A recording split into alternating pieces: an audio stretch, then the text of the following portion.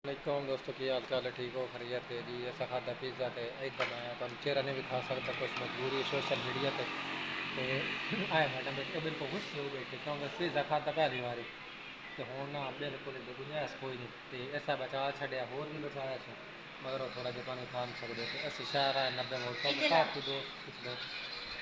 हमारा खुद का अपना पेट है, ठीक है। जितना हमारे पेट में जाएगा खाना हम उतना ही खाएंगे।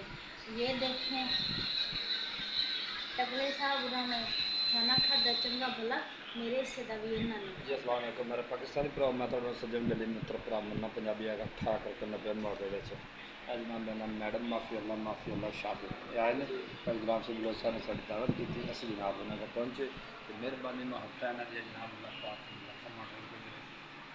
तो कल अस इंशाल्लाह फिर जनाब करने की वीडियो शूट 30-14 मिनट जा रहे हैं तुम आना ना भुलना असं थोड़ा वेट करा मैं नाल है तो जस्ट सपोर्टर तो सारी कुछ दिन देने